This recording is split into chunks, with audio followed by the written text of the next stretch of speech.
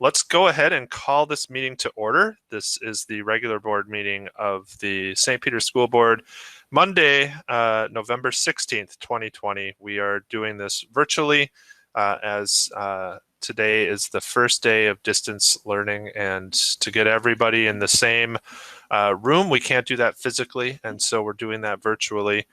For those of you joining us on the live stream, welcome.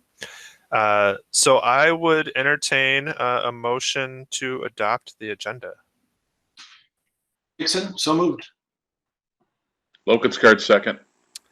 Excellent. We have a motion and a second to adopt the agenda.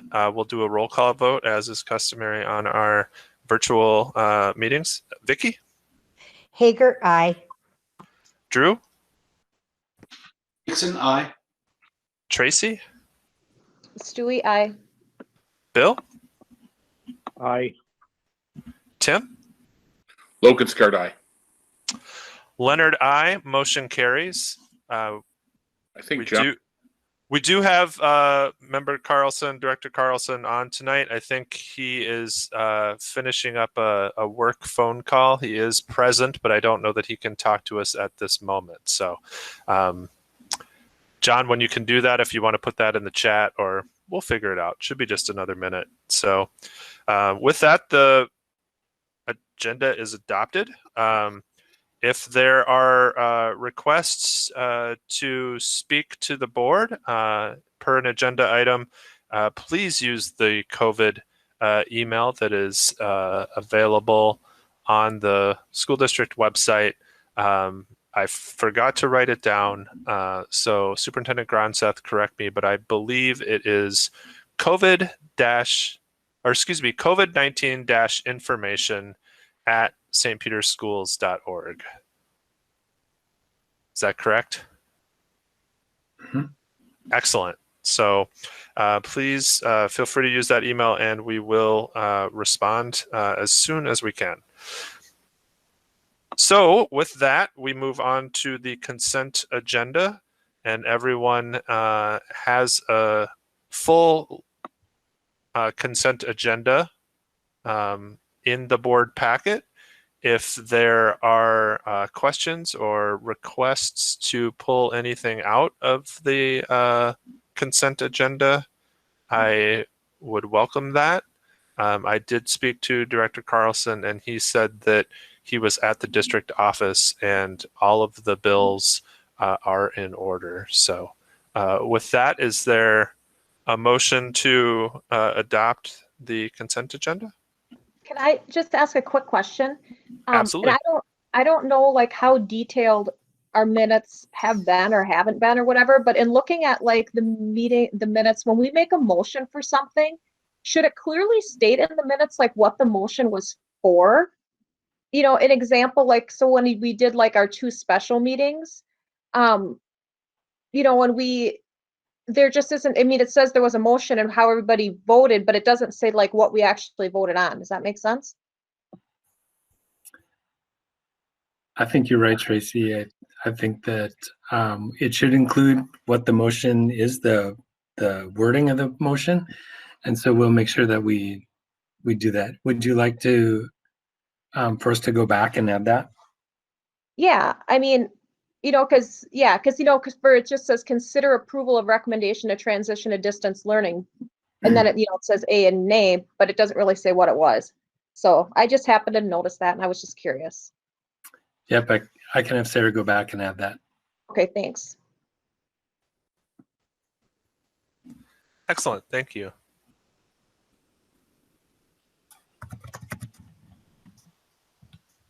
Is there a motion to accept the consent agenda with those changes? I so move. Lokenskart. Stewie will second. Excellent. We have a motion and a second. We'll do roll call again. Vicky? Hager, aye. Drew? Dixon, aye. Tracy? Stewie, aye. Bill? Aye. Tim? Lokenskart, aye. John? All right, probably just one more minute for John. Leonard, aye. Motion carries. That moves us to student spotlight. Yeah, like I said, we also have Mia Hansen here, but it feels really good to have students at one of these meetings again to remind us all what it is we're doing here. And I want to thank Jen Maldonado and Robbie Deering, our fall play directors. Usually they are our spring play directors, but I'll let them talk about the decision to switch things up with the order of our plays. As you know, our theater department usually has a fall musical, which is a huge production. So the genius behind our fall play geniuses, Jen and Robbie, I know are going to speak to that, and I just have to thank them for providing our fine arts kids a sense of community and normalcy, and I had the opportunity to see the production on film last night, and I was so impressed with those kids. They did an amazing job, and I also want to apologize to Jen and Robbie because I asked like the two busiest people I mean, we're all busy, but it's opening week, and I asked them to be here and present at this board meeting. So thank you, and I'm sorry, and thanks for being here. So with that, I guess I'll let our theater directors take it away. Hey everyone, my name is Jen Maldonado. I'm an instructional coach 512 in reading and English, and I am also the theater director at the high school. And I just wanted I'm here with my co-director, Robbie Deering. Are you going to say hi, Robbie? Yeah, hi. I didn't want to cut you off. Perfect. We're just going to talk a little bit about the War of the Worlds, the Panic broadcast. And we're going to just talk about the process at this crazy time of choosing, rehearsing, and performing the play. Clearly, it was a bit different this year. And then at the end, hopefully, we can put in a shameless plug to get people to stream it on Thursday when it comes out. So I think Robbie and I both settled early on the idea of a radio show because we knew, we were walking into this idea of theater during a pandemic. And we thought the stationary microphones would be the best way to stand relatively still and do something on stage. And then really as we started reading them, we liked the idea of the War of the Worlds. This is the story of the infamous 1938 radio broadcast, which was a dramatization of a Martian invasion, very exciting. And because of tensions in the world and the fact that it used actual places and was written in the form of news bulletins, it caused widespread fear and panic. And people thought it was real, and it's sometimes now called the original fake news. So of course, we thought that that was timely. And it's just really about the role of media and fear and what it means to live on the planet and in this country. So we thought all these ideas were relevant. And then honestly, like the alien invasion sometimes is just ridiculous and hilarious. So we kind of thought that it would be good to be satirical and serious and also laugh a little. Then we tried to figure out what it might look like. So we wanted to avoid masks. So here's where the genius that Annette was talking about comes in. First, we thought we could do something outside. And then we're like, no, it's too cold. And then we thought maybe we could build a intricate platform with wheels on it that we could push outside and record and then pull back in and put our mask back on. And then that was a really good idea, but it wasn't a very good idea. And so finally we realized what the kids probably were missing the most was the idea of being in the theater and with sound and lights at the microphones acting. So we decided to simplify, keep the masks, and go with the radio show. We rehearsed in small groups and recorded everything one scene at a time to keep numbers small. We had kids coming in and out of quarantine, which was interesting, and they did a great job. And in the end, we had to record and edit and be done a full week early, as you all know. But yesterday we had a small opening night event with socially distanced parents and students in our masks with a curtain call at the end, and it was amazing. So that was a really great way to kind of send everyone back, with that great experience. And now let's go back to our homes and be safe and hunker down. So I think we feel really great about that. We just wanted to share a few student perspectives and their thoughts on the process. They were, oh my gosh, my children are yelling. We're super proud of them, their hard work. They were really resilient, and it was wild. Things changed all the time, and they were very gracious, and they did a great job. So I will stop talking and let's hear from the kids. I have no idea who has that video. Does someone have a video of the theater kids? Oh, perfect. It's magic. So this is Hayden Graham's. He did a ton of editing work. I think we can all agree that 2020 has come with its fair share of problems, and the theater is no exception. But I think what's most important is that we did not sit and dwell on the problems, but were able to come up with a creative solution. And I have to say, I'm really proud of everyone for being able to come together and put together a really great show this year. And especially because it's my last year, I'm really happy to see that the theater program is in good hands, both faculty-wise and student-wise. When we started rehearsing for the play, we knew we had to have certain restrictions for what practice times people could come in and what times they couldn't. And because of that, the rehearsal schedules became like a really crucial tool to everyone, the cast and crew, and including the directors. Especially when I had COVID and when I was tested for it, I missed a lot of the practices. But to ensure I wouldn't miss out on the experience, the director sent out a Google Meet, a link to that, and a link to the practices. And because of that and because of them, we would have missed it. And I really thank them for that. And I think we all do. Because of them, we were still able to learn what our play's message was about, how we could grow as actors, and how we could put on a play for St. Peter High School. Hi, I'm Sai Gasson. I'm a junior, part of the theater board, and I'm extremely thankful that I got to play a part in this production this fall. Even though we had to take a lot of safety precautions for our health, it was definitely worth it. It was a lot of fun getting to film this year because we've never done that before, and it was kind of like, whoa, this is what movies are like, and it was just cool because I've never had that opportunity before, and I'm really excited to see what the rest of our shows are going to look like this year. Fingers crossed that we still get to do them. And yeah, it was also really fun to be able to express myself again through art because it's been like a really long time since we've gotten to be on stage. So yeah, it was a lot of fun.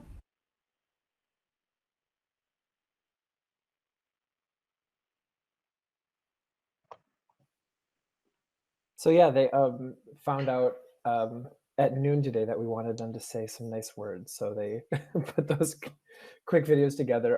A quick word about the show. This at the end of this week, starting on Thursday, is going to be hosted on a site called Broadway On Demand, where it can be streamed on demand at anyone's convenience in a 72-hour window starting at 7 o'clock. And we had 2 students, Hayden was one of them that you saw in the video, then also Jack Leonard, who have put in about 20 plus hours in the last 8 days, putting all all those videos together.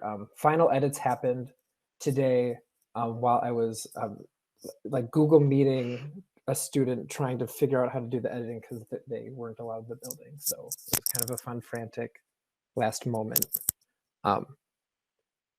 But yeah, that's what we have for our show. And in the chat, it is linked, and there will be more PR going out for everyone. Thank you guys, and thanks for getting those kids to do their words last minute today. I appreciate that. Thanks to those guys. There's also a little shameless promoting of the play right here. Perfect.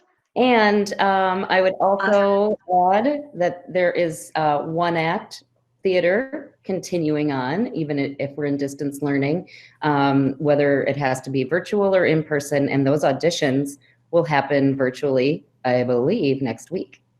Do I have that right? They start the 18th. Okay, thank you. So this week, yeah, it's a quick turnaround for them. So thanks so much for tonight, everyone, and thank you for all the time in the last few weeks that you guys have put in. We appreciate it so much. So thank you. Thanks for being here. Yeah, thank you so much for all the hours you put in and condensing the last 2 weeks into one. That's pretty crazy. So thank you. Thanks. All right. and Excellent. Sorry. This is No, also go the ahead. Student council. first week in forever, it feels like, since we've been able to have a student council report. And I'd like to introduce Mia Hansen. She is one of our co-presidents, along with Liz Mitchell this year, who couldn't be with us tonight. Mia is the daughter of Jay and Barb Hansen. And I just want to say, before she gives her student council report, that we've been waiting for 4 years for this particular senior class of student council kids to become seniors and be the officers, because they have always been the participators. They have participated in everything. I think they've won every pod decorating contest since they were 9th graders. And so if any group of kids could pull off a homecoming and during distance learning or during hybrid, it was this crew, and they did it. So thank you, Mia, for being here tonight. And if you'd like to give a little report on what the student council did this fall for homecoming, and any ideas moving forward, it would be great. Yeah, thank you so much for having me. Obviously, this year has its set of really unique challenges, but I think with all like the rules and the new safety measures and everything, that we were pretty successful this year with homecoming and doing what we can to keep it as normal as possible. We did a pet fest and coronation, and since the in-person attendance was limited, we had the first pet fest. It was just seniors only, and then we counted all the numbers, and there wasn't very many people there since the A Day B Day thing. So we decided for the coronation the next day that we would invite both juniors and seniors. So it's kind of a learning process as we go. And for the underclassmen, the Pet Fest and the coronation was live streamed to classrooms, so they could still see it in like real time, which was cool. And I heard from the classrooms that went pretty well. In place of the homecoming like parade that we usually have with all the fall sports teams and everything, we kind of had to cut it down to kind of like a drive around procession type thing. And it was just the candidates, the king, the queen, and anybody else who signed up for it in advance. And we couldn't have like an official parade with people standing outside, and we obviously can't throw out candy or anything, but we notified the nursing homes, and it was the day before Halloween, so they were out with their signs, and they were dressed up and everything, and it was super cool. And to see them and actually have people to like see us too, that was super fun. And we got a thank you poster from them that I don't know if it's still in the commons, but that was super cool. We also made homecoming t-shirts and buttons that were sold. And this year with, the A Day B Day, we wanted the candidates to still be like known by everyone, even, so it wasn't so separated from the A Day and B Day. So the campaigning was super important for the student council to like, push on the candidates to like get their names out there, make posters so everybody knows what they look like and everything. So they were really good sports with that. In terms of like what's coming next, it's kind of a slower time with, Christmas break and Thanksgiving break. So there's not really anything until Snow Week. Miss Engeldinger mentioned pod decorating, and that usually would happen around Christmas time, but I'm not being able to be in the school. I don't believe that will happen, but I think we might try to push for it to be like a Snow Week activity or something, because I know everybody, teachers and students, really love that when we do that. So. Excellent. Yeah. Yeah, thank you very much, Mia. Any questions or comments from board members? All right, thank you so much, Mia. Oh, go ahead, Tracy. I was just going to say, good job on the creativity. You guys are doing a nice job of working around COVID. Might I say that maybe the kids are doing a better job than the adults sometimes. So you guys are very creative to work around it. So hats off to you. Thank you.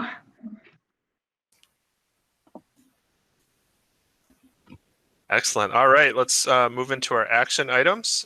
Consider MOU with SPEA regarding micro-credentialing. Superintendent Gronseth. Thank you, Chair Leonard. This item is something that you've worked with before on the micro-credentialing piece, and it's really a creative way for us to offer training opportunities for our staff that align with things, initiatives that we're doing as a district. This year, they've come up with a new model, and it didn't quite fit the old language of the MOU. So we had to update that to match the new model, which is all about distance learning and using blended instructional approaches. And so it's very fitting to everything that we're doing this year. And I'm going to call on Principal Olkey to remind me how many people are involved this year. I think it was, I don't want to say a number.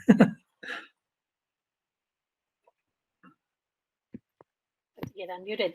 I believe we ended up with 4 individuals that are taking advantage of it. Thank you. And so there were just a few changes that had to do with the number of credits that were involved with the program and the payment for those credits.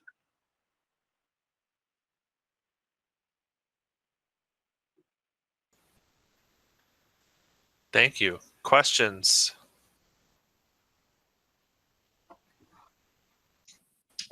Dixon, I move to approve the MOU with SPEA regarding micro-credentialing. Hager, I second it. Excellent. We have a motion and a second. Any further discussion? All right. We'll do a roll call vote. Vicky? Hager, I. Drew? Dixon, aye. Tracy?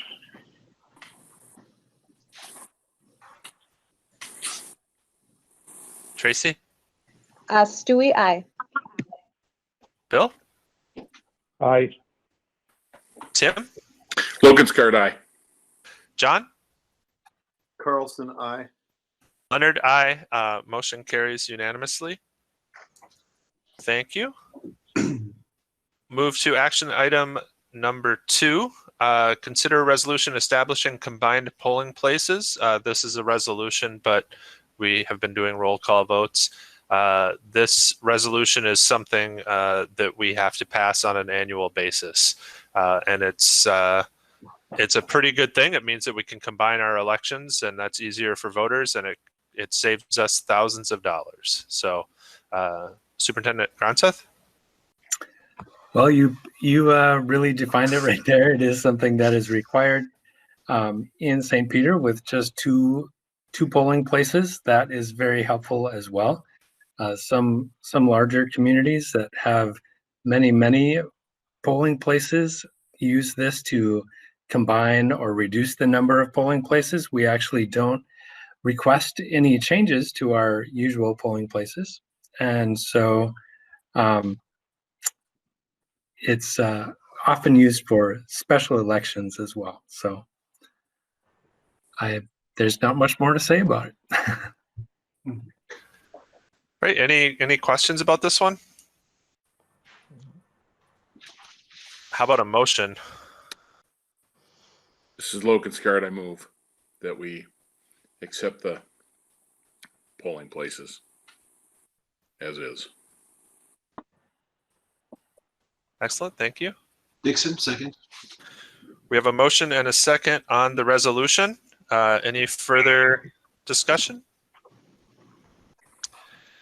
Hearing none, we will do a roll call vote on this resolution. Vicky? Hager, I. Drew? Dixon, aye. Tracy? Stewie, aye.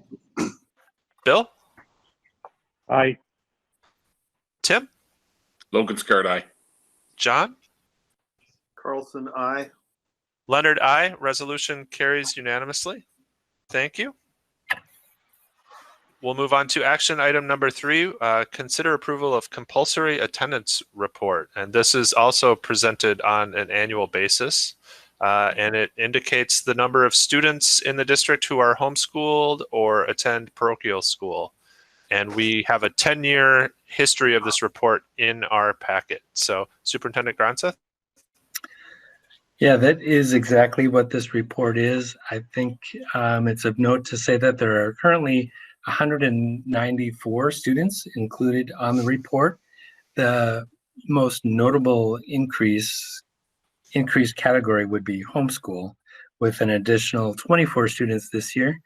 I would say that that is definitely in response to COVID and the number of people who are seeking to do homeschooling if they're working from home, or if they have other reasons for wanting to do homeschooling in the COVID environment. And there were some other schools that had some modest increases, also likely in response to COVID.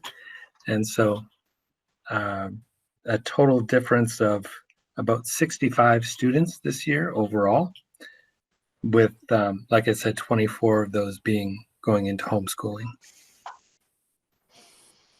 Thank you. And just anecdotally from other districts, this is pretty common occurrence this year. I think most districts are down from their number of students that they had last year. Any discussion? A quick question. So, because it doesn't surprise me much, but like eventually I would imagine those kids will flop back into our school once this is over. Some of them will. So like when you homeschool, what does the school like do any check-ins with these families or the state, or how do we make sure that these kids, like even though they're not our kids, we still would want to make sure, like, how do they get the information and see that they're continuing to get a decent enough education? I mean, is there anything the school does for those kids or not? Yes, there are required reports that they provide to the school district. They're also required to take assessments, just like kids in our school. Principal Doherty is the man in charge of our homeschooling program. And is there anything that you'd like to add to that, Principal Doherty? No, that's correct. I mean, basically, I have information that I share with families, and once you decide to homeschool, a family will fill out like initial intent to homeschool. And then every year by October 1st, those families are again required to submit like a intent to continue homeschooling. And so there's certain things that every homeschool has to have on file. They have to have like a primary and a secondary instructor. They need to indicate which standardized assessment they're planning on giving their student or students. A lot of the families give, if they're kindergarten through 8th grade, they usually give the Iowa test of basic skills. Once they hit the high school level, and actually some families do all the way through 12th grade, Iowa test of basic skills for a standardized assessment. And then once they hit 10th, 11th, 12th grade, they start to get in the ACT and submit those, or the SATs. So they also have to keep files like immunizations on file. So if that information is not submitted, or it's a continuation of intent to homeschool, then we follow up with a letter asking for the information. And we actually keep those records like right in our student information system. So if the following year, after they initially indicate they're going to homeschool, if they don't register with us or file the new intent to continue, we send them a reminder. Interesting. I just didn't know a lot about homeschooling. I shine away from that. So I just was curious how that worked. Thank you. Yep. Yeah, thank you very much.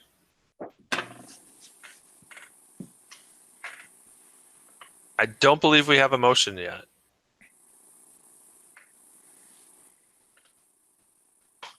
Dixon, I move to approve the compulsory attendance report provided here with us tonight. I'm glad I didn't have to say the word. I'm just going to second it. Excellent. We have a motion and a second. Any further discussion? Okay, we'll do a roll call vote. Vicky, Hager, I. Drew, Dixon, aye. Tracy, Stewie, aye. Bill, Aye. Tim, Logan Scarred, aye. John, Carlson, aye. Leonard, I. Motion carries unanimously. Thank you. Moving to number 4. This is consideration of approval of a resolution supporting the district's application for a grant from the Minnesota State High School League Foundation. And this is something that we do regularly. So Superintendent Gronseth. Yes, this is an annual application that we make to support students who may not be able to afford the activities fees. And I will invite Activities Director Jordan Paula to fill us in with the details. Absolutely. So thank you for the time and the consideration again this year. Just so you're aware, the Minnesota State High School League Foundation, they collect revenue off of the sales tax from tickets. And then that essentially goes into the foundational fund. And then there's 2 forms that come with that. Form A is more towards along the lines of kind of that equity piece, making sure kids have the opportunity. So typically goes to offset scholarships, equipment, things like that, to make sure that that's not a barrier to entry for students. And then from that is also Form B. Form B is more equipment. It could be professional development, learning opportunities. We have often submitted proposals for things like AEDs. So these are two separate forms. One comes later in the year, Form B. This Form A is based on our student enrollment, but then also our free and reduced lunch count. And then based on a percentage of that within our student athletes, we get a reimbursement check. So it really, just so I know we've talked about this before as a board, but we don't, finances are never a barrier to entry for families. We scholarship students when there's a need for scholarships, and this goes and it helps us offset that cost. It just helps with that. So if there's any questions, I'm happy to answer, but that's what this is again this year. Excellent. Thank you, Jordan. Any initial discussion? Chair Leonard, I have a question for Mr. Paula. With there not being state championships and section championships, or very limited section championships as far as attendance goes, is there an expected reduction in the funds that we will get? I would assume so. The dollar amount, we'll never know that, the pot of money in which they're working with, but I have to imagine because we didn't have, there was the first round of state basketball tournaments. But other than that, there was nothing in the rest of the winter and the spring. So I have to imagine there would be a reduction. I'm actually surprised that they did open it up, even for the Form A grant. I'm thankful that they did, but I would anticipate it's not going to be nearly what it was. So anything helps, but I have to imagine to be a smaller amount. And then a follow-up. Has what we've gotten from the State High School League covered all of our scholarships in the past, or have we, as a district, or found other sources for paying for those? Great question. No, it doesn't. Depending on the season, depending on the participation rates, we've had our scholarship bill, so to speak, in terms of what we scholar and what the typical fee would be. It could range anywhere from $5,000 to $12,000 a season in terms of a scholarship bill, so to speak. This goes and helps cover part of that, maybe part of a season. But the other solution that we have for that is the Premier Partners Program. So that's where we have some of the funding, the signage that you see at the fields, and then also in the high school gym. That is part of the Premier Partners Program, and then that goes towards scholarships for both early childhood as well as activities. But all in all, I couldn't speak to, I don't have the dollars and cents if it's a break-even endeavor. I do believe we come out ahead a little bit within the Premier Partners Program. But again, I am very thankful that we do help offset and underwrite those opportunities for kids. I think that's very important. Thank you, and thank.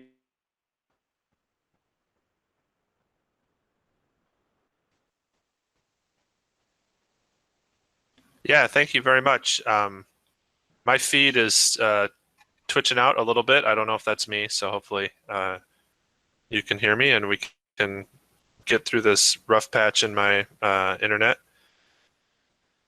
Do we have a motion?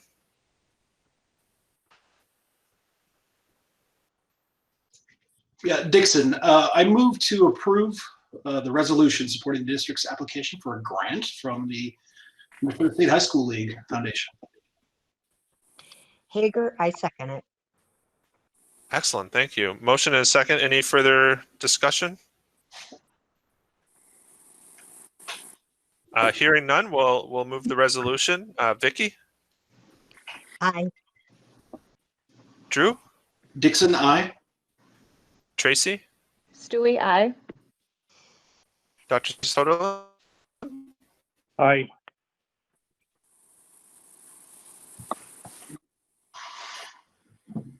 We'll come back. Lokenskart, aye. I don't know if I'm up yet or not, but Yeah, and if you said my name, Carlson, I. John? Carlson, I. I have not. Dr. Soderlund? Aye. Can you hear me or? Yes. Yep. Thank you. Okay, very good. Leonard, aye. Resolution carries unanimously. It very well may be my my connection here, so apologies. Moving on, we have another co-curricular item tonight, and that is considering the approval of the co-curricular review recommendations. And Jordan and Annette and Superintendent Gronseth have been working hard on this. This is something that we first discussed at the co-curricular committee meeting, and we moved to forward it to the entire Jordan. I don't know if you want to take this, or Superintendent Gronseth. Jordan, go ahead. All right, thank you. So just some background of this process. It's my understanding that we were due for the review around when I first came, but then graciously, I was afforded the opportunity to kind of figure out what I was doing first and foremost before we had to kind of take a deep dive into the co-curricular program. So that started last year, and then that included a number of meetings with parents, feedback from students, coaches, advisors, directors, and just kind of seeing the state of the program. Again, not looking for any, we're doing a lot of things really, really well, but how can we make it better? And looking for opportunities and areas of growth. So that's where this all started. And then obviously it made it a little more challenging with COVID when that hit in the middle of last year. But again, putting together, taking some of the strengths and limitations of what we have to offer and how can we make it better. So again, it's, you have that, you've seen that form, and I just wanted to highlight some of the goals, not all of them, just kind of some of the larger things. One of the biggest pieces that came out of that was communication. Some programs did that very, very well, some areas for improvement, but even out of the activities office, what could be more efficient, how that could be better. And what I'm finding is that there's so many ways to communicate, but how can we do that efficiently? You can have so many modes, but then to make sure each of those is up to date and so many people are dependent on one or the other, how could we do that? So taking steps to one, improve communication and making sure our coaches have similar expectations of what that looks like. And again, it's a process. Each program is going to be a little bit different. The needs of each program are a little bit different, whether it's a club or a sport. So again, working with that coach to make sure the parents and students and stakeholders have what they need to make sure they're having a positive experience. Especially, we find that early for those younger kids, the 7th and 8th graders, when they're new to activities, they don't necessarily know who to reach out to, or they're new to town. Kind of that step of, where do I start? I want to be involved in the fall play. How do I go about that? And making sure we're providing that information in an efficient way. So that goes from even the creation of a Google site, but then also making sure our coaches have up-to-date information, working with Kurt Hildebrand and Chris Overbo to make sure our website is up to date. All of those things come into play. So communication was a big one. And again, that's an ongoing process, but I think we've taken some steps in the right direction about what we can do there. The next one is equity. Again, We don't want barriers to entry to our programs. So one that could be socioeconomic, that could be racial, it could be gender, it could be everything. So making sure our coaches are up to speed, our programs are up to speed on again, being that inclusive environment, not suggesting that they aren't, but I think there's always room for growth. So again, in line with the Life's Journey program within the teachers, what they're going through on staff, going through that similarly with the coaching staff as well, because not all of them are teachers. We have a very high percentage of coaches and directors that are on staff. But again, reaching those all coaches, all advisors, all directors. So taking steps to do that. That's working with associations as well. So when they get to the high school level, we're providing opportunities, whether it's 3rd grade through 12th grade, but also 7th through 12th and 9th through 12th, making sure kids have opportunities to get involved. That's incredibly important. But again, it also starts with engagement at the elementary schools, making sure kids are aware of what we have to offer and to get them excited about being involved. And that's anything from bringing the cast and crew down from the fall play. One of the positive things from a couple of years ago, we brought our state tournament teams and ran them through the hallways. That was a very positive experience. And again, we want to promote that where it means something to be a saint, and we're well represented, but that should stand for everybody in the community, not just certain individuals. Or again, we want that for all students. So that's something, and taking steps to build on that. Again, always work to be done, but I think a lot of our coaches are doing a lot of great things to help with that. The next piece, again, I'm not going to hit on all of the goals, but just again, finding, training, retaining high quality coaches and advisors in our programs. We're very fortunate for a lot of our upper level and high school level programs. We've had a lot of consistency, but we're seeing a lot of turnover at some of our lower levels. And again, just making sure we can get quality individuals in there, training our coaches and advisors to maximize the potential of those kids. So looking at things like mentorship opportunities, through evaluations, all of those things come into play. Hiring, working with the principals, so when they are looking at hiring individuals, would they be a good fit within our co-curricular program? So all of those steps are important. And again, it's not one thing that's going to solve that, but a combination of different things to make sure we have effective individuals in front of our students. Again, and we're here as an education first entity. We're an extension of the classroom. So how can we use that and promote that within our activities department as well? The next piece I want to be sure to hit on is the fine arts. Again, I think this is something that we want to be consistent across the board, where let's say athletics have one set of expectations and fine arts another. Yes, in some regards it is apples and oranges a little bit, but there's a lot of consistency there as well. So to make sure the handbook, the verbiage, expectations are similar of all students.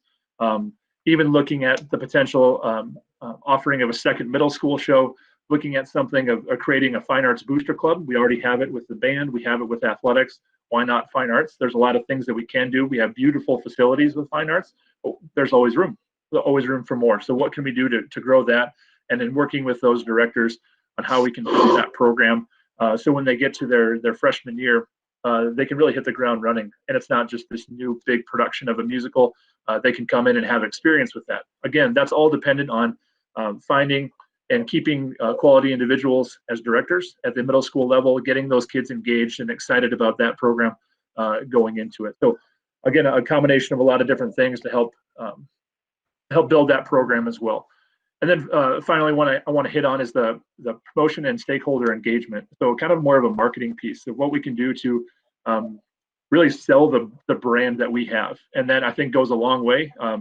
It's not nearly as important as, let's say, the class offerings that we have to offer, but I think it's really important that we have second graders walking around in St. Peter Saints t-shirts. And when you go around the community, that businesses have that, they're part of that St. Peter school's fabric. And it sounds silly, but putting that logo on someone or a t-shirt or whatever that looks like is incredibly important. But then also creating that student engagement as well, to make sure one idea is to create kind of a student group and then incentivize kids to participate. Unfortunately, right now, it's not the best opportunity to get kids at other events just with fan limitations, but building on that for next year. So let's say if they go to a certain number of events, they get a t-shirt. It's amazing what a kid will do for a free t-shirt or a slice of pizza, but just simple things that I think we can do.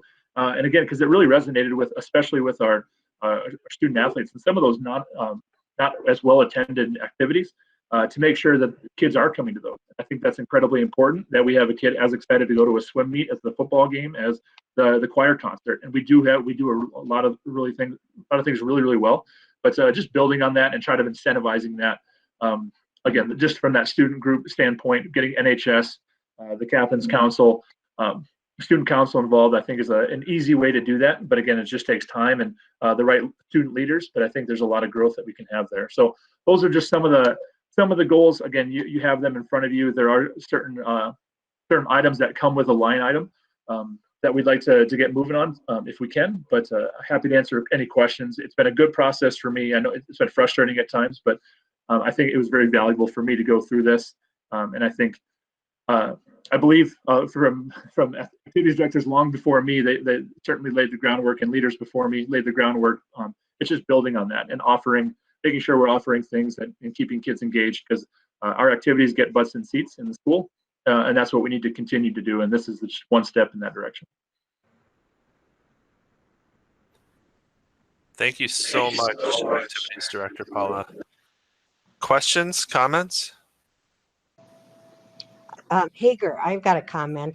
I really appreciate the work you've done. I can tell just by your talking and what you have done, your compassion for it. So I really appreciate that. Thank you. Thank you.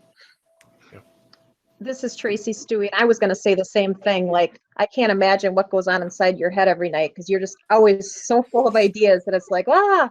But I did have one question about more of a curiosity piece where they talked about the athletic training, and you had said there's a changing in the certification.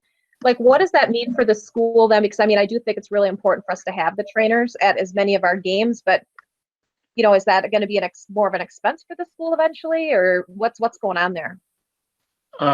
Great question. And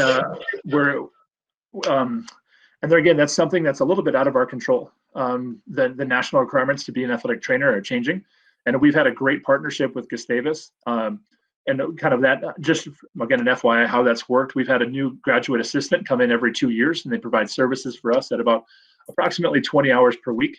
As we all know, activities certainly extend beyond that. But working with them, treating our kids, having them available at games is incredibly valuable. And that's something we want to continue. However, because of that program change, we're having to look at other opportunities.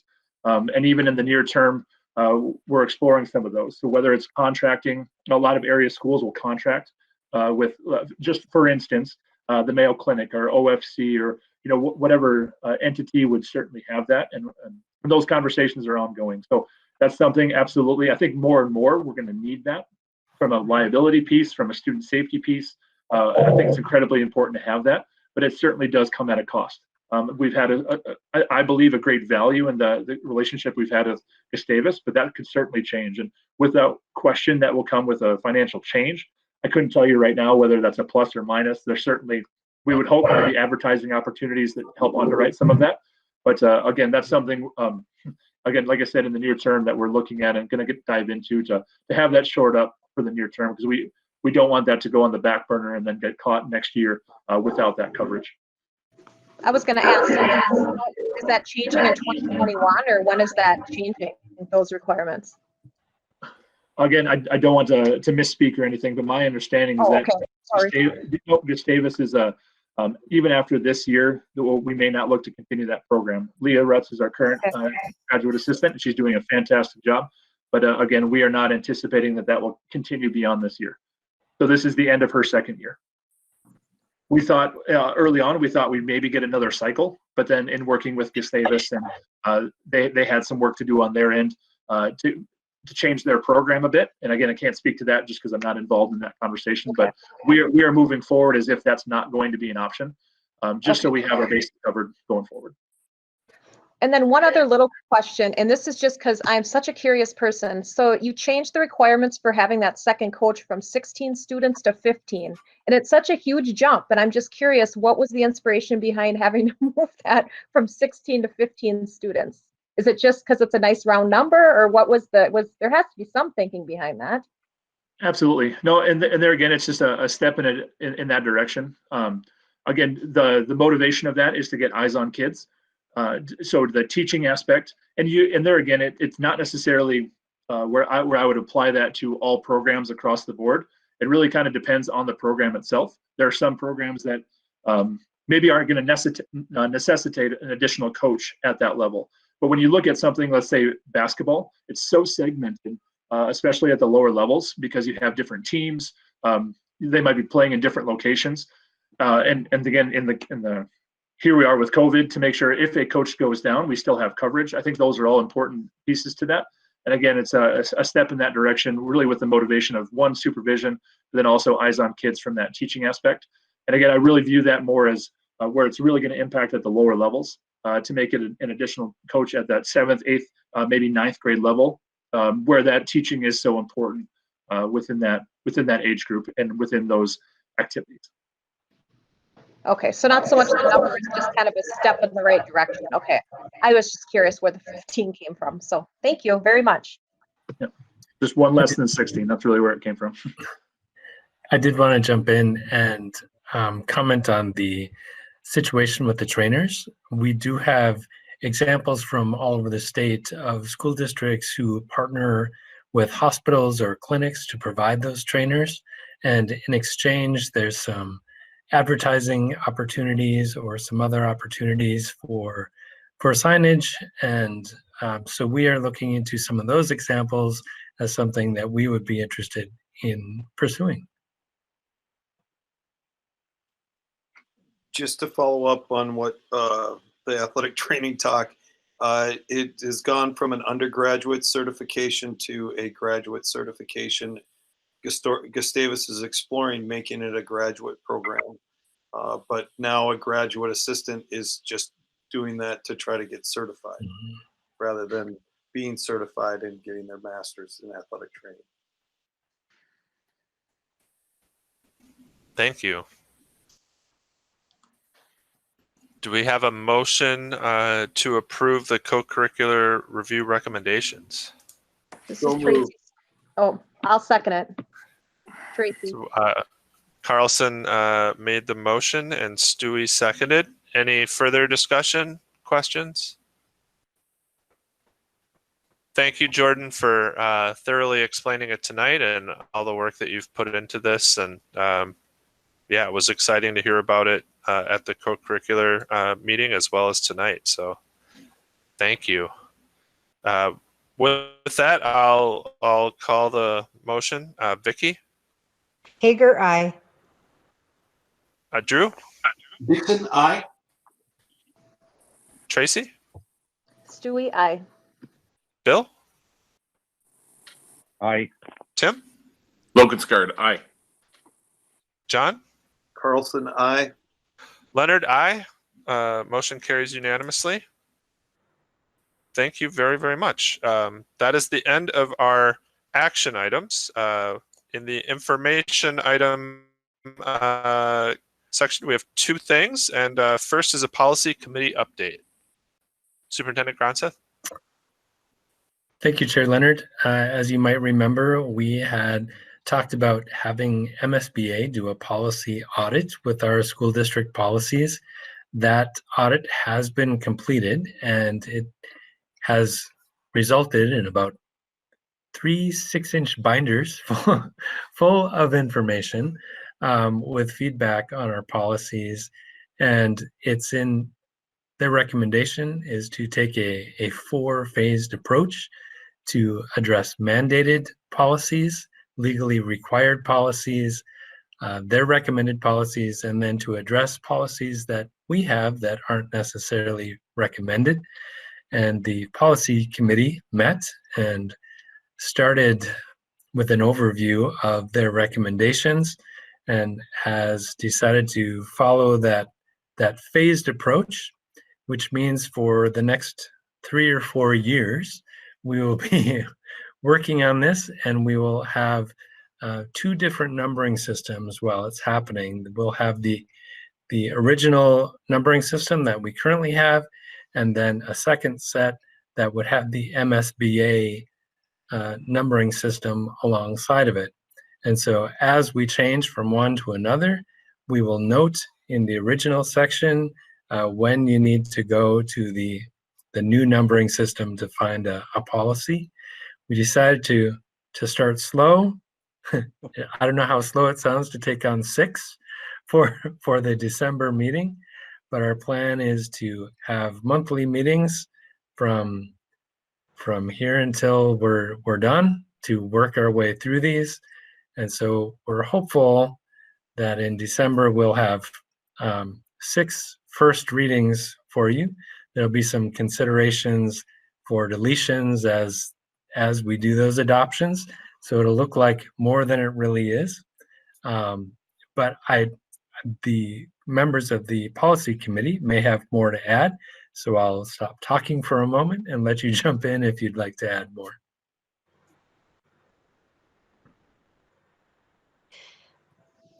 Well, I guess this is Hager. I guess I was really surprised about the number of different changes. I don't remember exactly what that was, but there were some policies that there was like 4 that were mandated that we didn't have in there. I just found the numbers of what they had found was very interesting. Yeah, there's 4 mandated that we didn't have. There was 11 legal requirements that aren't currently reflected in our policy. I just want to note that doesn't mean that it's not in our practice, but it's not in our policy. Yeah. So we just need to document those pieces in policy. This is Tracy, and the School Board Association all kind of gave us like a good plan of like, do this first, do this next, so we kind of know what the plan.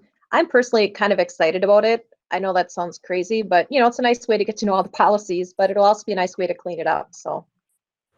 And I'm excited about it too. I think it'll be a really good review, but to get things back in order so we feel like that we've really got a good grip on it.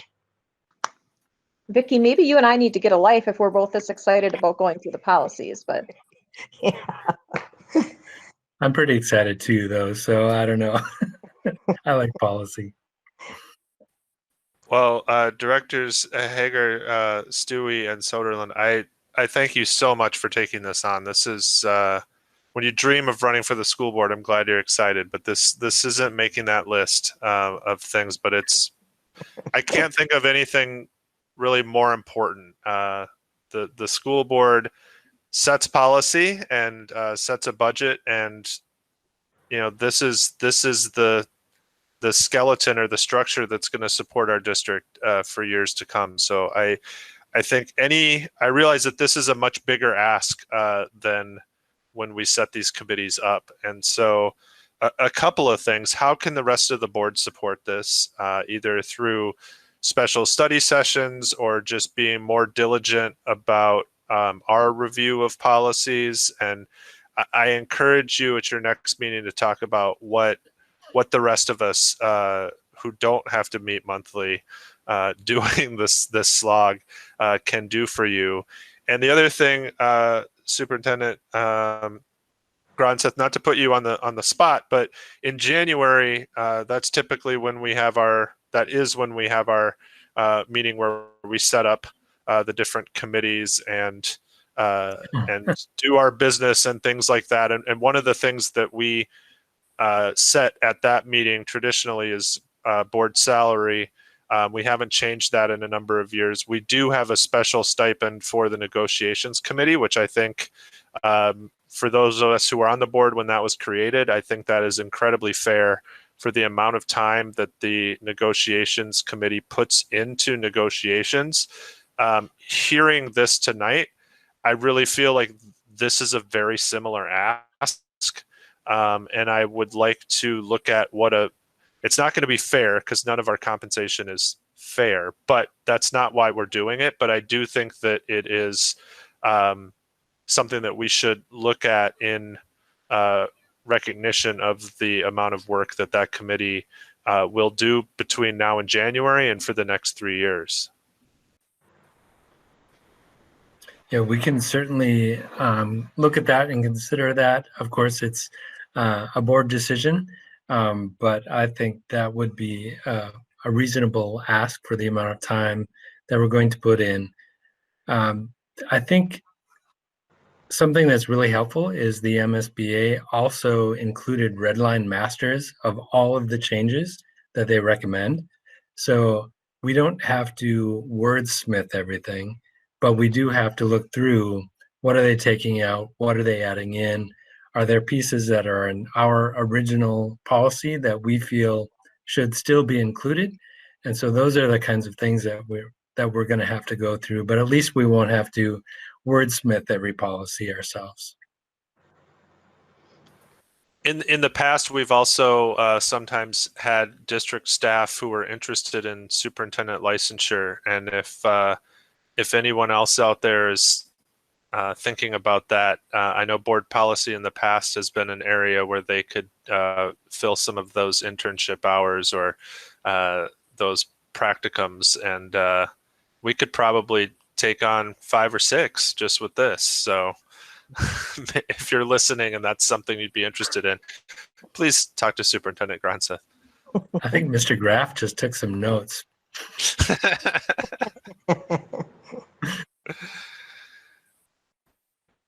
I really appreciate it. This is super important work, and I look forward to seeing those policies come to the full board. So in advance, thank you very, very much for the amount of time that you're going to spend on this. And I think you will get to know our policies extremely well, and that will be very good for the board and the district. If we could move on to academic progress review.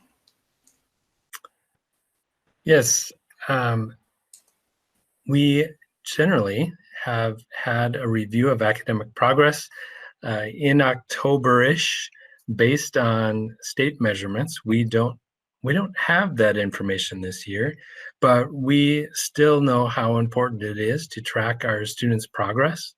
And especially given that we ended the year from March to the end of the year with what we've now called emergency learning, and started the year in hybrid and now have transitioned into distance again, we really want to touch base with where our students are doing academically and can make some historical comparisons.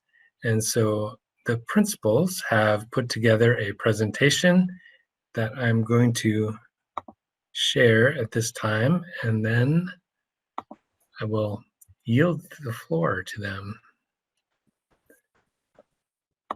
once I get this going. Well, I can get started if that's okay, Superintendent Gronseth, while you get that fired up. As was mentioned, in October every year, we usually take a look at state required assessments. And we usually look at 5 to 7 years pattern in that information. So assessments like the MTAs, MPAS, access scores, ACT, graduation rates, and the like, and then kind of provide some updates on the assessment year in front of us and get that schedule out in front of you. Well, we would have that same information to share from last year, except there would be a gap in our spring data, since none of the standardized required assessments were able to be administered last spring. And so those are all waived by the state. And so those are not able to be collected. But we do have some assessments that we use and we purchase as a school district to administer, and we call them our benchmark assessments. So as a district, we use a tool called FastBridge, and that has a reading assessment and a math assessment, and it's called A Reading and A Math, that has been administered kindergarten through 12th grade. And so I put together a couple slides that give benchmark assessment results across those grade levels in a longitudinal form. So basically, I was able to pull data that goes all the way back to the fall of 2017. And so each one of these columns that you're looking at represents a season. And the ones that are boxed in that bright pink are the fall scores that we've collected over the last 3 years. And then the yellow one is this fall score. And this first one that you're looking at is a collection of all scores, K-12, to get an idea of if there is any kind of conclusion we can draw from this. Superintendent. Principal Doherty, Yeah. I was just going to jump in and remind people, if they want to see that as the biggest part of their screen, to click on the push pin icon on the presentation when you hover over that, and it will get bigger. Good Sorry idea. for the interruption. Yep, no worries. So, so what I did is I calculated some averages, and so I took the fall of 2017, 2018, 2019 data district-wide on reading, and keep in mind this is a screening, so it's not a diagnostic by any means. It kind of just gives us an overall kind of feel as far as how students are doing across the district in reading. And it's an automated assessment, so it adjusts as students take it on their tablet, on their iPad, or on their Chromebook. It's more difficult as they go. If they get questions right, it gets easier as they get ones wrong, so it adapts to them. And so I calculated an average from those 3 falls prior to this fall of a score, and then compared it to the fall of 2020, and found that in reading, when we look at the blues and the green, and so those are the percentage of students that exceed are low risk. Those are the ones, that's what we try to aim for. There was a 6% decrease in this fall score as compared to the average of the last 3 falls. Now there are some, we do have to be careful to draw conclusions from this, just because one, this fall's assessment had about 350 students less that took the reading assessment, and then the same thing in math, just because of the sheer number of students that we have in distance learning. It's very difficult to administer this assessment for our distance-only students, since it needs to be proctored by one of our staff members or teacher. That doesn't mean that our distance learners didn't take them. Some of them did take them, especially at the kindergarten and through 4th grade level. But that isn't always like a guaranteed measurement either, because we couldn't completely control those environments, being that the students are taking them at home. So to get your mind wrapped around a little bit, like what does that value mean? Like 6% decrease this last fall in reading as compared to the average of the last 3 falls. That's about 100 to 120 students scored lower or didn't score in the exceeds or the low risk categories compared to the average of the last 3 years. So that's about 9 to 10 students per grade level that are scoring lower. But like I said, we have to be very careful to draw conclusions from this, just because the sheer number of students that didn't take it this year versus other years.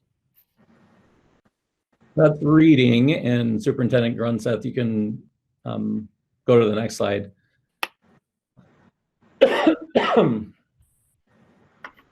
And here's the math score. So the same thing, the pink, the bright pink outline are the falls of the last 3 falls. And then the 2020 fall is outlined in yellow. So about the same results. It's about a 7% decrease. So again, about 100 to 120 students, 9 to 10 students per grade level didn't make it in the exceeds or low risk category, those blue and green categories. So that in itself, if we wanted to say like, well, okay, this fall, on average compared to the last 3 falls, kids are scoring lower, we could say yes, but we do have to we got to dig into that data a little bit more. This can be drilled down, obviously at the grade level, the building level, program levels, in order to see like, where are those kids and have they significantly scored lower as compared to previous fall seasons.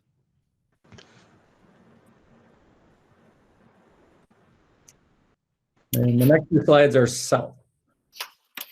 Yes, when you look at this data, it is a little alarming when you look at what the reading grades were. There's a couple of things I'd like you to keep in mind. Number one, the fact that there were only 15 days. I know that the staff was challenged to even give grades because it was only 15 days in. And because we have started our new reading series, we started with the Fontes and Pinhel classroom last year. They were also in the process, the beginning of the year, not only getting them used to school, but also getting them used to being socially distanced in school. So all of those pieces took a little longer. And we also were doing the benchmark assessments with the students. So out of those 15 days, that even cuts into a little bit of our instruction time. I think the real measures for us come when we can look at where is the growth between the beginning of the year and the end of the year. When I look back at the data that Darren was just showing you, we did not notice a significant drop in our students when it came to our reading, our school-wide scores. We were only 1% lower in our A reading, and we did drop 5% in our math. So this is definitely an area that we will continue to monitor. I just, I don't totally discredit them, but I think at the early primary level, it's really difficult with the putting grades on things at such an early point in the year, because we really are, for some of them, they just have not been in school, and last year was a very partial school year for so many of them. So we're still in that adjusting to school and what that looks like. But I'm confident that the staff has worked very hard implementing our new programs that we started last year and this year with the addition of the guided reading instruction. I'm looking forward to seeing where we end up at the end of the year.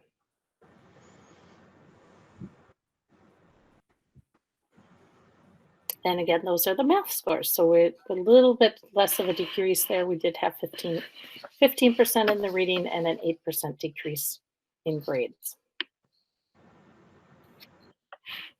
And similarly, these are the North scores in reading, and just want to make sure everybody's understanding those ratings too. So at South and North, we don't give letter grades. It's a standardized kind of rating. So 4 means exceeds, 3 means meets, 2 is partially meeting, and 1 is does not meet at all. So you can see in reading, as compared to the last 3 falls or first quarter grades that are local summative grades based on the fall first quarter, we dropped about 6% the number of students that received 3s and 4s, so meets and exceeds in reading, as compared to the last 3 falls first quarter. And the next page is math. And interestingly enough, that's right on the average of the last 3 falls. So no change there at all. And that could have a lot to do with the way math has been delivered and at North for a good number of years, using responsive, I call them responsive math practice apps like IXL, and the students are pretty used to using those. So that may have not had as big an impact as reading. And reading obviously has a lot more foundational skills that need to be addressed directly. So I think that could lead to some of the focus areas for needing to bounce back. Interestingly enough, I also wanted to compare like how our distance learners were doing as compared in these 2 subject areas. So we have about 60 distance learners across 2nd, 3rd, and 4th grade. And our distance learners in reading actually beat the reading average over the last 3 first quarter grades. They actually were up 2%. 2% more of them received 4s and 3s in reading for distance only. And math was actually exactly the same for our distance learners as in-person learners. I did want to jump in and just put a little more context in here too. With when you started, you said that there were quite a few distance learners who did not take the FAST testing, and so that could skew the result as well too, because you could have a group of highly successful students who are opting to go through distance learning because they are seeing that success, and that could have affected these scores as well. And then we also implemented new reading and new math at the same time. And research has shown over and over again that when you're implementing a new program, you often see a dip in scores as you begin that, but then over time you get a faster recovery and you exceed what would have been the goal over time. So there's a few different things at play here, and I think we have to be kind of careful about saying, what we're doing is working or not working. Clearly, we want to see improvement in these scores, no matter what the context of it is. But I think we have to be careful about making overall assumptions on it. I think we can all agree that we'd like to see improvements, and we've been working on that. We've been working on improving our distance learning. That was part of the surveys that we did with staff and students and parents to find out how can we tweak things, how can they make them better with higher levels of engagement and maintaining higher levels of rigor. So I just wanted to put a little more context around what we're looking at here. And I'm sorry I interrupted Member Stewie. Well, no, I was just going to kind of say the same thing. Like, I know none of us are saying anything. And if anybody watches this meeting back and they think like we don't care, like I really do care, but it's hard for me to get kind of worked up about this report when the data really is like, I don't want to say suspect, but you only know so much about these kids. You've only had them for such a little bit of time. So yeah, they're going down, but yeah, they probably are really going down actually too, but it's just the report's hard to, not that you guys did the report wrong. It's just like you guys already said, you just didn't have a lot of days. So I just don't want to think like we don't care, because we do. I just can't get too worked up about it at this point in time. I have a question. So you were talking about the new program. Is that the programs that we had bought a couple years back that were implemented? Those are the new ones. Okay, that makes sense then to me. Mr. Tracy. Doherty. Oh, go ahead. Go ahead, Director Carlson. I was just going to say, I think part of the reason why the distance learners, I don't think that would be a reflection necessarily. It would be awesome if it was, of what's to come now that we're going to distance learning. But those people opted out and had situations where distance learning was going to be a quality situation, where now being forced into that, we're going to have situations where it's not ideal to be in a distance format because of jobs, because of whatever it might be. And so while it was great to see that the people that decided to take on distance learning are doing well, I think teacher time still has value.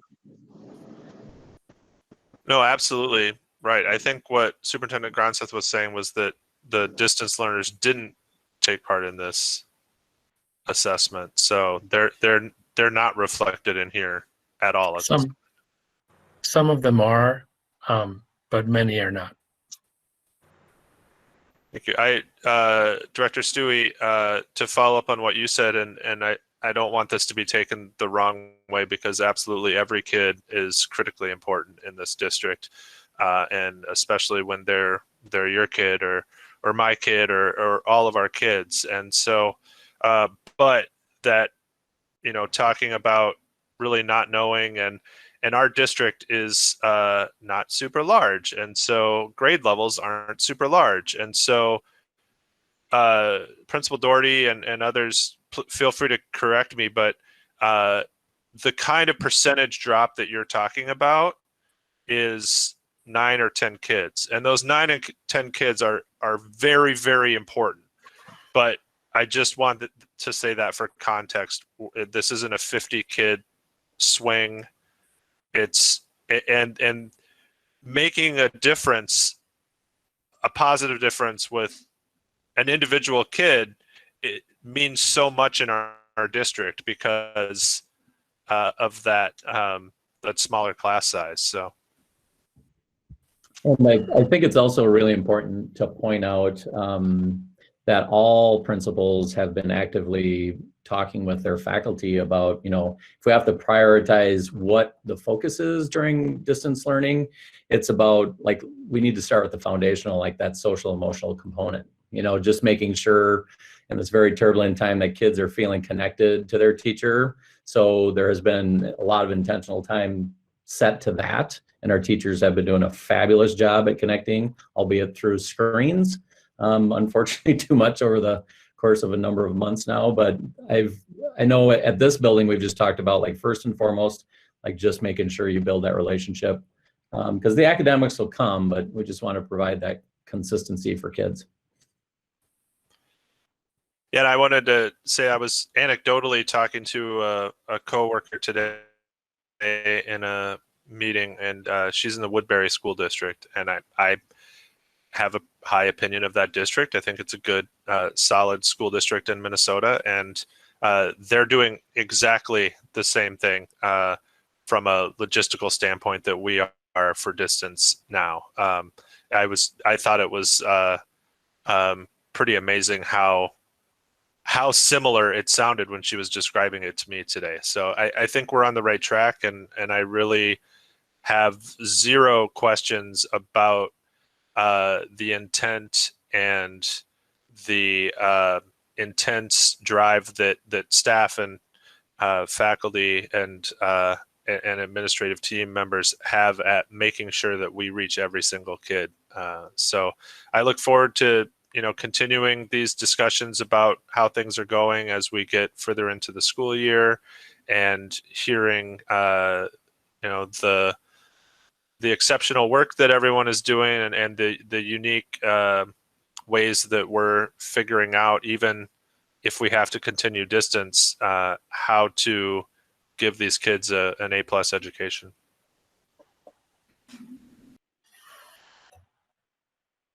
Principal Graff. All right, and to continue at the middle school, what we're seeing here, we're comparing quarter one of this year, that is the red line, to quarter one of last year. And you'll notice that, the A, B's, and C's across the bottom last year, more of the total grades for quarter one were in those positive grades, and we're skewing toward more F's quarter one this year in our 5th and 6th grade. Go ahead, next slide. And then with the 7th and 8th grade, you'll see that is also the same. You'll notice that we are slightly above 10% of our total grades. So when you think about all of the grades that are awarded, every student, 4 classes, all of the grades that are awarded, about 10% of those this last quarter were F's. And if you dig into that a little bit deeper, the next couple slides, what we noticed in quarter one of this year, you'll notice that the blue is our hybrid total population, and the red is our distance learning population. You'll notice that the distance learners in 5th and 6th grade are disproportionately struggling. Even though they're only 12.9% of our total student population, they had 35% of our failing grades. And on the next slide, it shows our 7th and 8th grade. And here we have the same numbers, are a very similar trend. 15.5% of our student population chose distance learning in quarter one, and they made up for about 49% of our total F's. So as a building, what we really did was think about those numbers, and it really led us to the model that we have now with our all distance learning, now that we've been forced to go to that. And it really led to us having the daily synchronous instruction. We feel what maybe was a struggle for our distance learners was that one day of real devoted connection. And it really moved us to have the daily connection with all of our students during this time. And we really think that that's going to be a positive, and it will impact those F's in a positive way. At the high school, we simply ran the quarter grades from first quarter in 1920, first quarter this school year. And there were, the reason, it's really 100%, I want to say, like Tracy, you already said it, like the data is, it's not at all comparing apples to apples here, but it's what we have. There are significantly fewer grades because we changed our master schedule model to go along with hybrid and distance learning. So we moved everything to, we're a full block now. So if you look back to last year when we had what we refer to as a modified block schedule and have skinnied classes, kids usually had up to 6 classes rather than 3 or 4. So it's really hard to compare at all. However, it is, much like at the other buildings or at the middle school that has grades, it is alarming and concerning, obviously, that when you go down into the D's and the F's, that we have more. It's also not surprising. I hate to say that, and it's something that we're going to do our best to correct, and we have to. Well, this means that in the coming years, we are going to have to up our game in credit recovery and our offerings in credit recovery to get this batch of kids through the standards that they have to meet.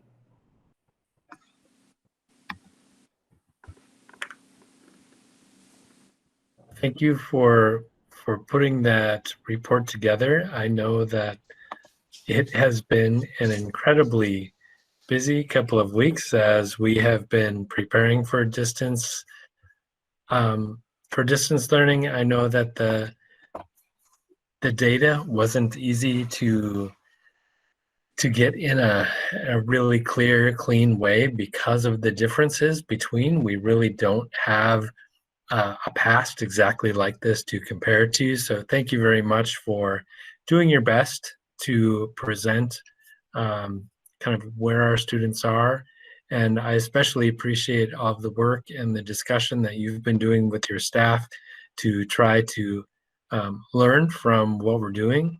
The surveys that we did with the students and families, I think, have affected the plans that we've created since then. And I really appreciate the efforts that are going into making those individual connections with students as well.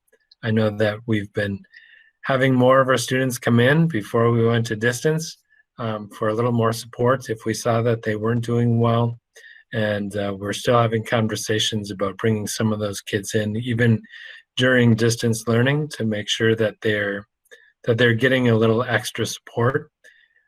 We won't be able to bring in as many students as we would like to, just because of the environment that we're in. We do want to be extra careful in bringing students in, but we will be looking at bringing some in after the Thanksgiving break.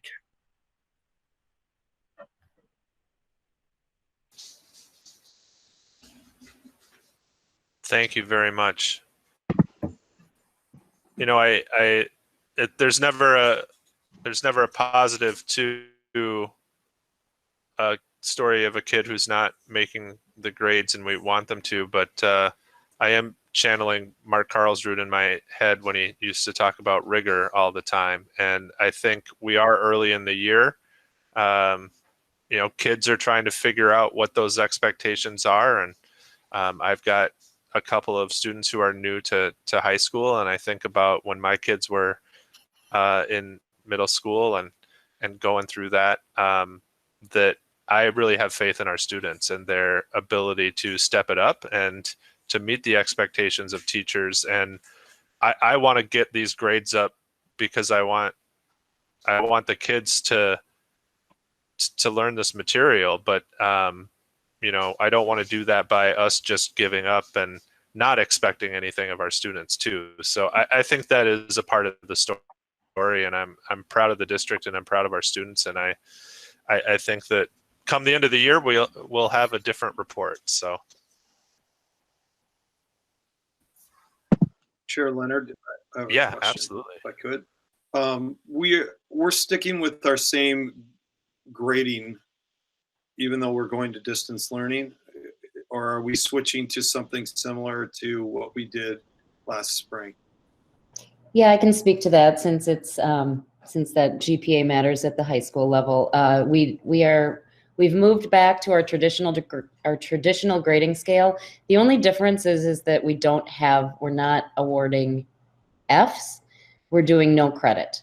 So that means that those students who did not earn a passing grade, and of course, it won't be a GPA crusher, but they'll still have to make up that credit and meet all of the graduation requirements that both the state of Minnesota and the St. Peter public schools have for them. And then one other question, if I may. Are we focused strictly on students that have IEPs, or are we focused on kids that are struggling that we're considering some extra support after Thanksgiving, I believe you said, Mr. Gronsa. Yeah, there's a few different categories that we're looking at. Obviously, students who receive special services would be considered, but also students who are English language learners or are homeless. There are several different categories that we'll be looking at. The number of students that we bring in is really going to depend on the health of the community too, to see how many students we feel that we can safely accommodate. So we'll be kind of prioritizing the students with the highest levels of need. Thank you. This is Tracy. And when can parents expect to get communication about that? I mean, within the next couple weeks? I do know my friends up at the high school, they were like hot on me on Friday already because they're all hopping up there. But I'm just curious, like in general, when can parents expect like something this week perhaps, or what are we thinking? We're going to be working through the details this week, so I would say likely next week.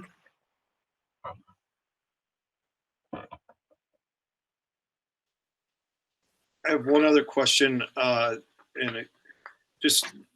there's probably, I have no preconceived notions on this, but I was just curious why the middle school went to an everyday format for distance learning and the other three buildings did not. For me at the middle school, one of the things, well, a couple of the things that our middle school is potentially unique for the middle school is their need for consistency. Our students haven't developed the skills that our high school students have in terms of that managing the flow of work.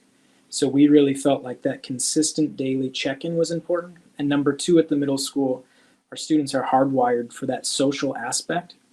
And we knew that last year when they weren't able to just see their friends through those Google Meets, that was a huge crusher for a lot of our students. So those two components really drove us to that daily synchronous piece. I'll add a little bit to that too, because like at the elementary, if you think about it, like they do have one teacher, they have their first grade teacher. And so they really can catch that kid who's like not, is falling through the cracks, so to speak. We're up at the middle school, speaking from having a kid do that in the spring. And again, like 5th and 6th grade, it's really tough because they're seeing all these different teachers. And I just personally, the consistency for us, and I'm imagining for a lot of people would be good. So I do think you have it right there at the middle school. It's just a tough grade or tough age, because at the elementary, they're getting more of that hand holding. And then you shove them into the big bag middle school, and then, they have to learn to fly quick. So, and then we tell them to do it all distance learning. So it's hard.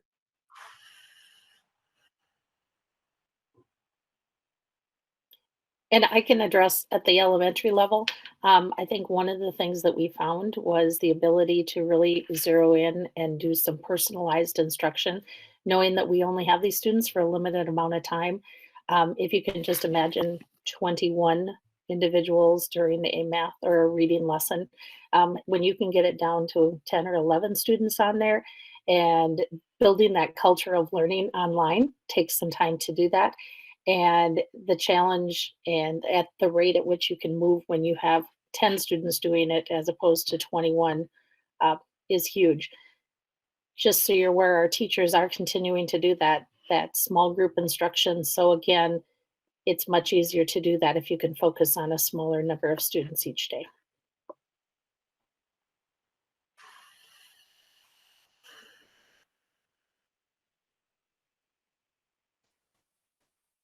Excellent. Thank you.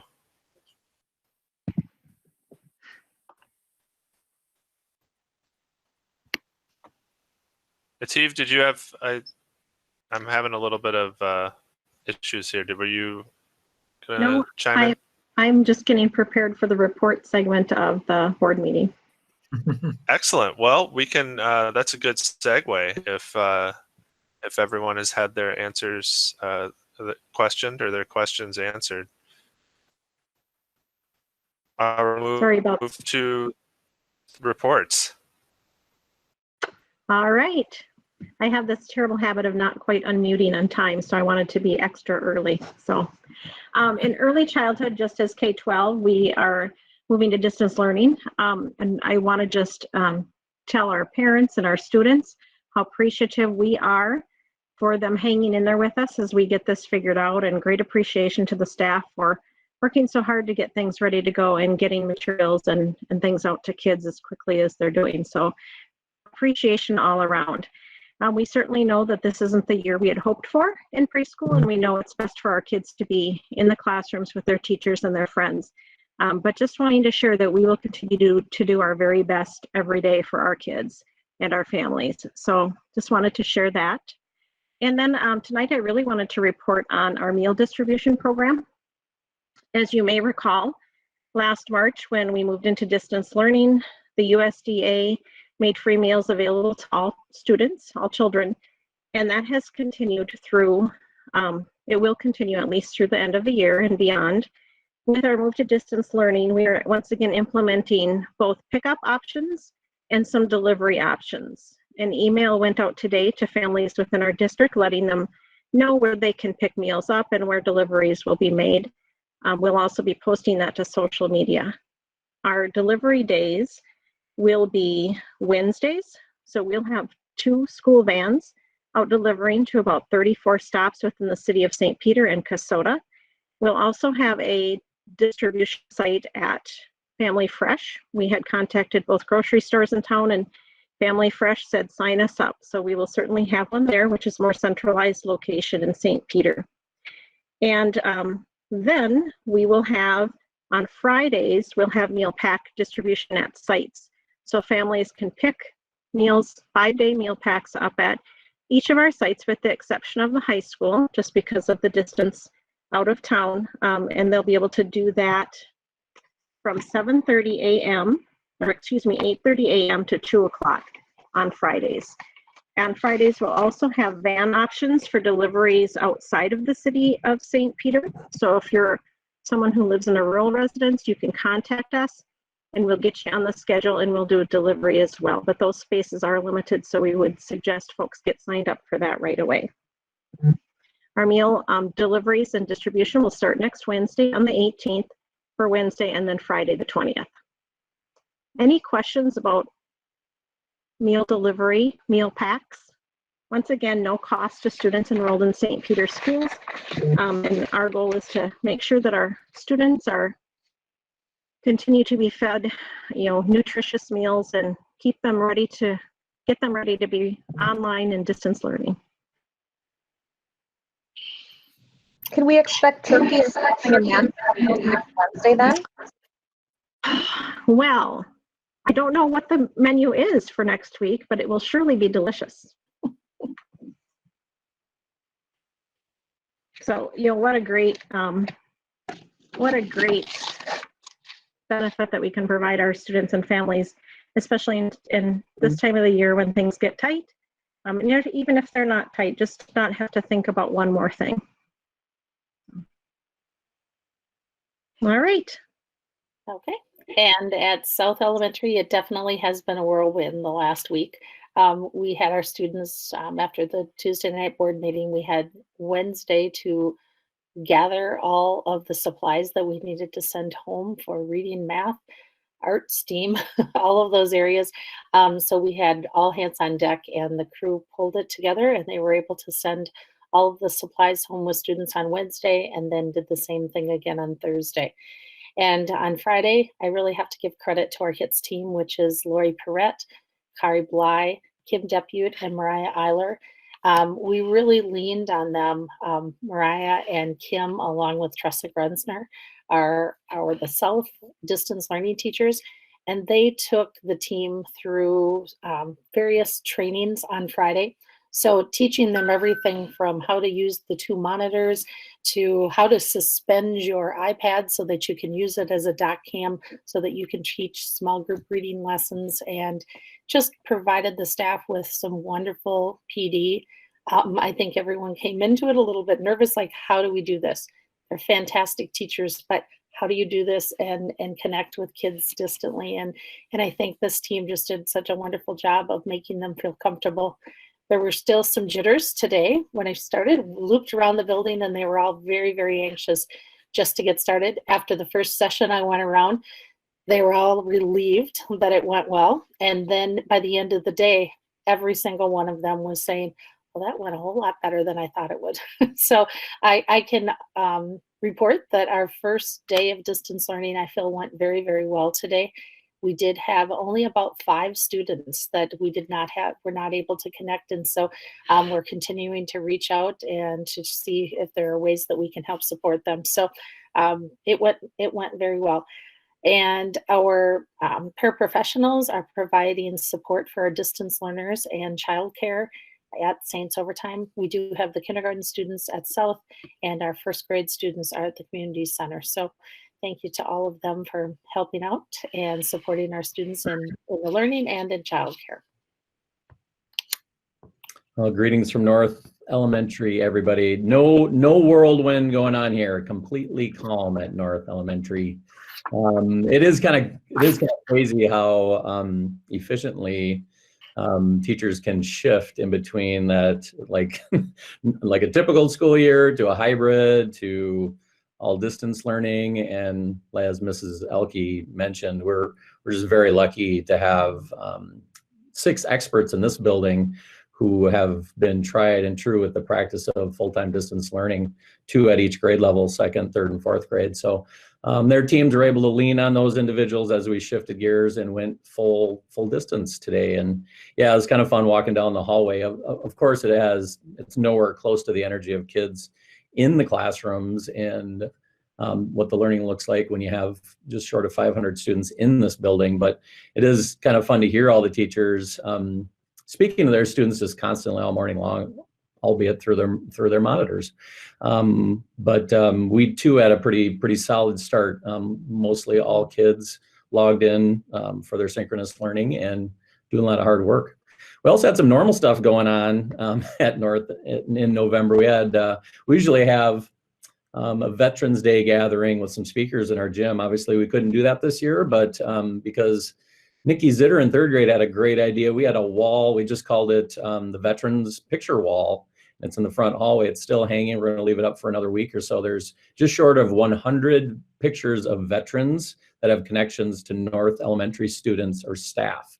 So it was really cool seeing the small groups of students with their teacher walk by that wall up in the front hallway and point out, their grandfather, their uncle, their mom, their dad, their neighbor, and then the story behind it. So that was really cool.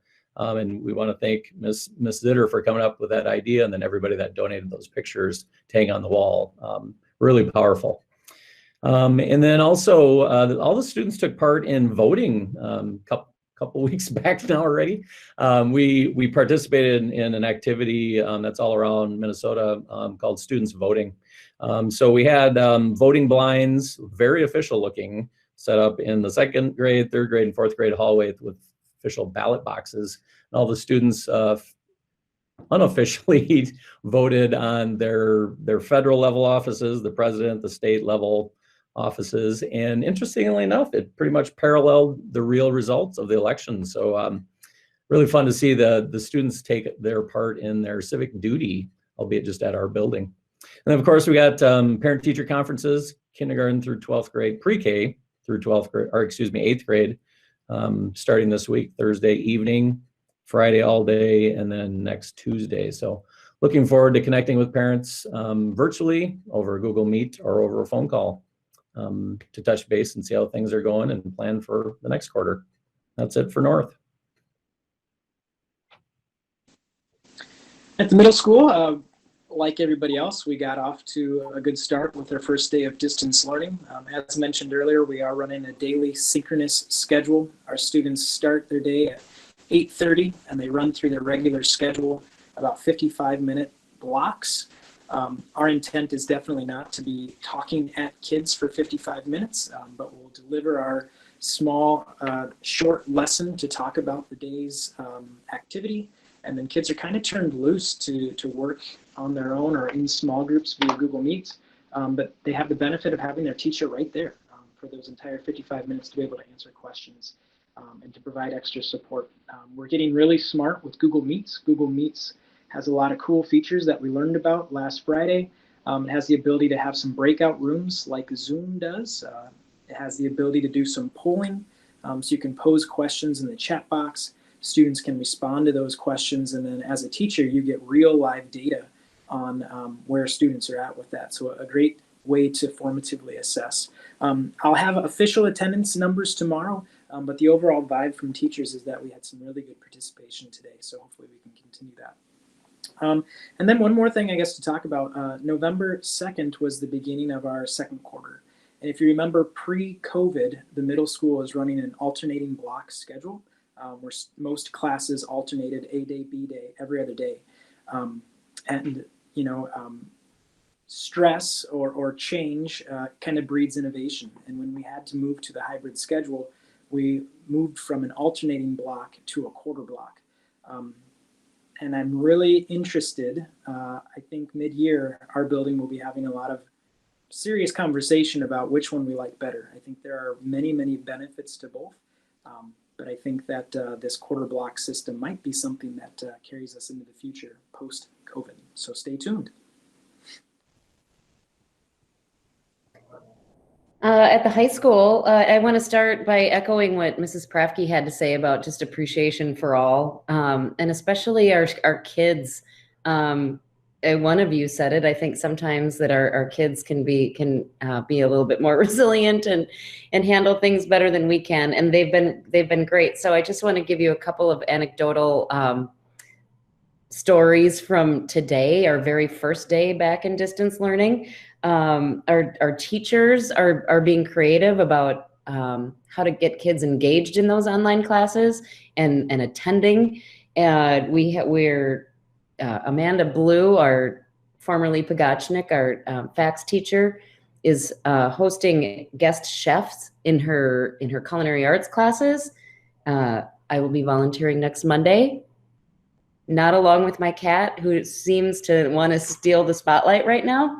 And we've got others, Chris Woltz, who shows up in costumes each day, just to try to get kids to show up and see what she's going to be up to. So I just greatly appreciate what our staff and our students are doing to stay engaged during these days. Students of the month. We have 2 students of the month to introduce tonight. One you met earlier, Mia Hansen.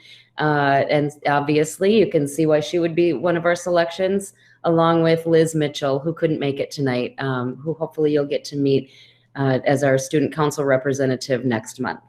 And also anecdotally from today, I will also echo what Mr. Graff said. Teachers reported that student attendance and participation in their classes was really strong today. They were pleasantly surprised and pleased with kids showing up. So thank you to everybody for that.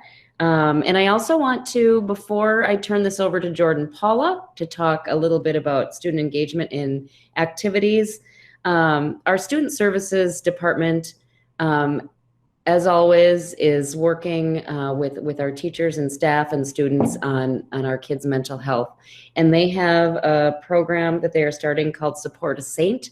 And we will have a link on our website, hopefully up by tomorrow, for anyone who wants to report anything that they think a student might need from our student support services team or a teacher. So make sure you look on the high school website for that. And now Jordan is going to talk a little bit about student engagement. Thank you. So again, a big question about what this is going to look like. A lot of kids are wondering, a lot of families are wondering, what does this next couple of days look like versus the next few weeks. Their seasons were abruptly cut short. So again, what does that look like? And I think it stresses the importance now more than ever for that piece of connection with the coaches, advisors. We saw that obviously come together with Jen and Robbie were talking about the fall play and how that had to come together very, very quickly. But the same can be said for our athletics teams as well, with volleyball and football coming to an end. Again, it's incredibly unfortunate. The timing will never be good for those things to happen. But moving into the winter, we want to make sure we can create that engagement. So one thing that is allowed, and I want to make sure this is clear for athletics and activities, we still want to promote and encourage that engagement. We want our kids to be involved. Some coaches have already set up book studies. We ordered some books today for one team. Again, we want to promote that, whether it's the mental health piece, bringing in speakers. They can post workouts and get everyone together. Again, the only thing that can't happen is just meeting in person. I know that's a huge part of what we're doing. But again, just being innovative with speech. A lot of they're still going to have those one-on-ones with their coaches, but that's just going to happen in a different setting than what it normally would. And then we'll again, as best we can, get the ball rolling as quickly as possible when we're able to safely transition back into hybrid learning. Again, I think we're finding more and more school districts are transitioning that way. So again, we're going to do the best that we can. It won't be perfect, but again, we want to promote that engagement just to make sure there is that connection and that again, during a stressful time, getting close to the holidays, Thanksgiving and Christmas, it's incredibly important to have that engagement. And again, just so you know, that is it being encouraged by our coaches and advisors.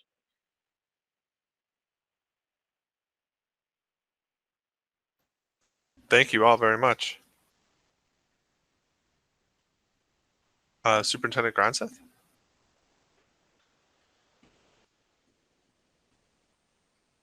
You're muted.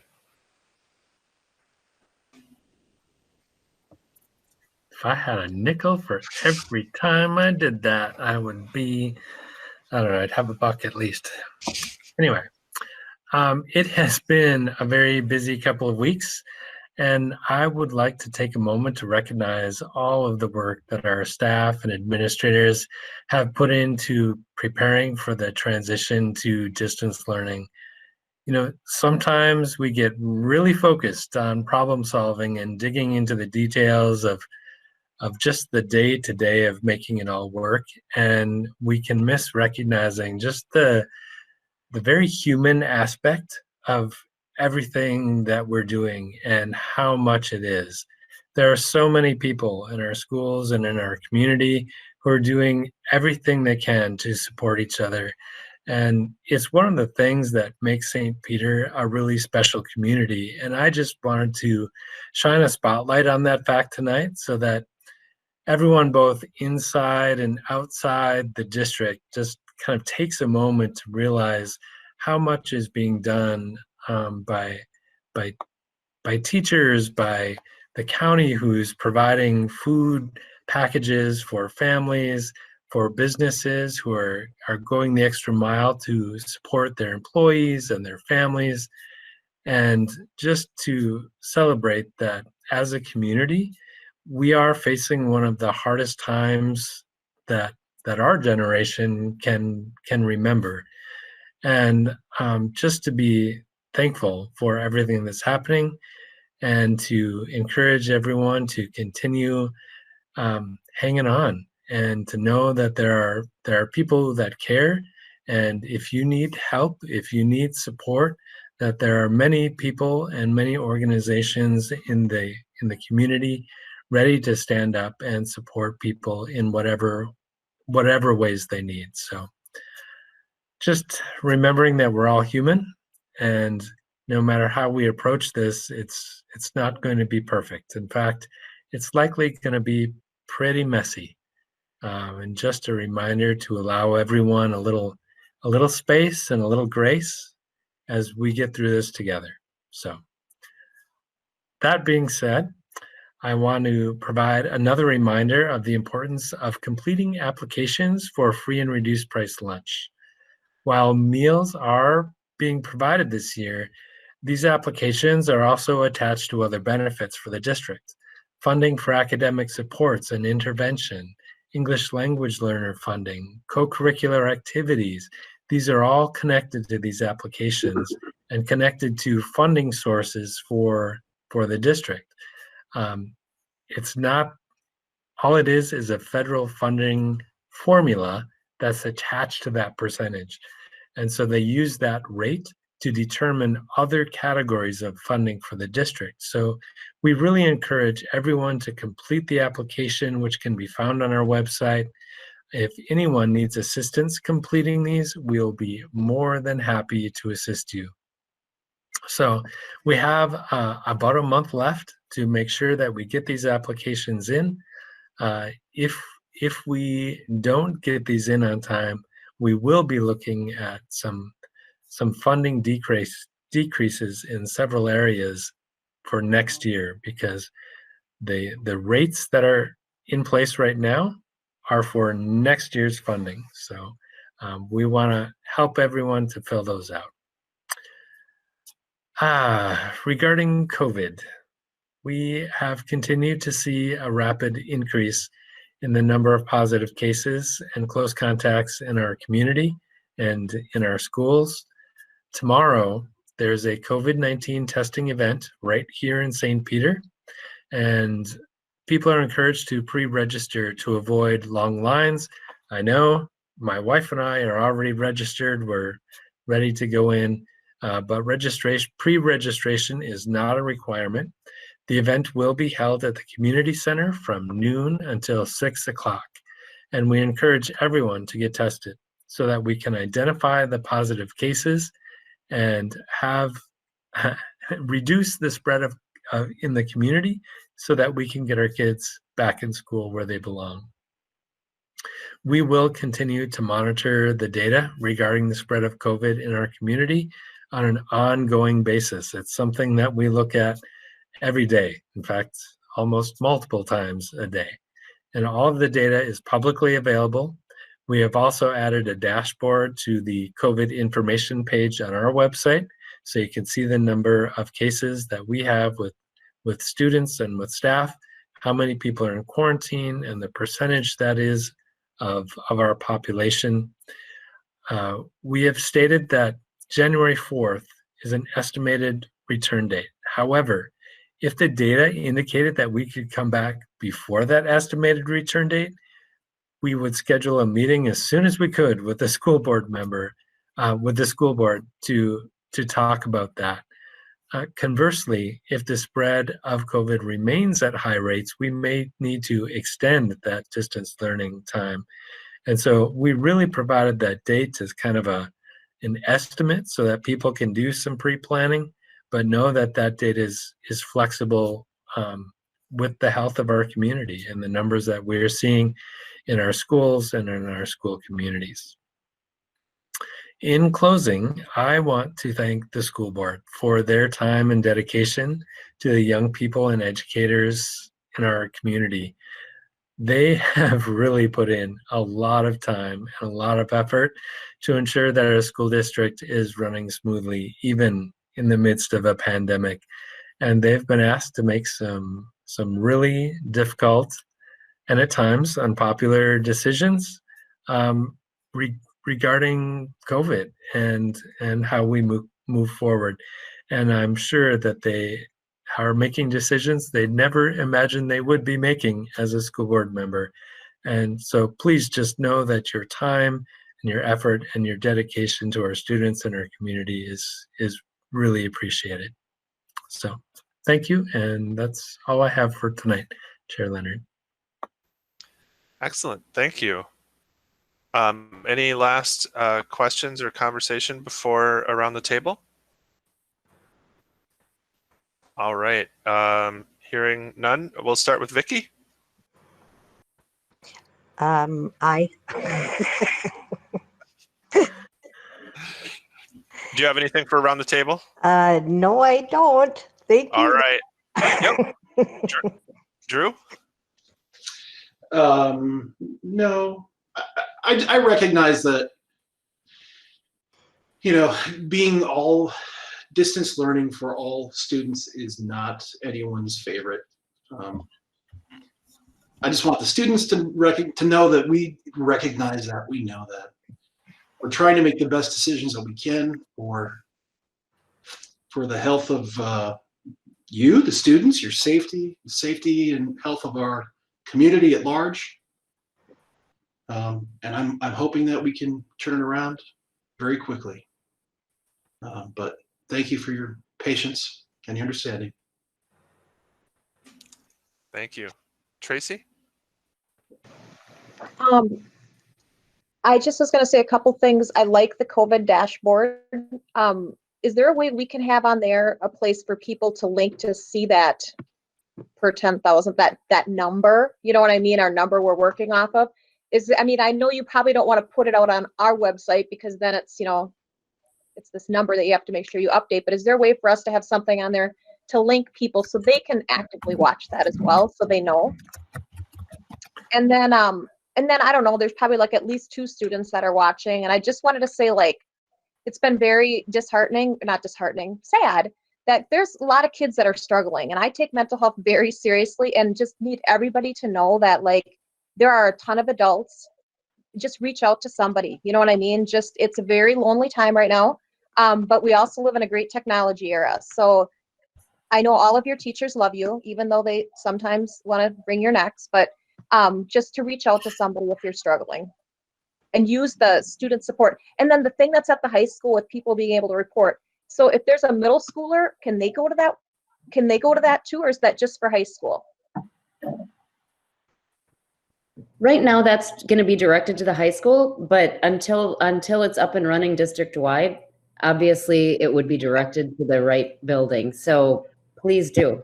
Because sometimes those things, they happen in the middle of the night, you know what I mean? And kids just need to have a place they can go. And there's other places they can go to. So just. Yeah, I know that K-12 student support team is working on a district-wide one. Thank you. Mm-hmm.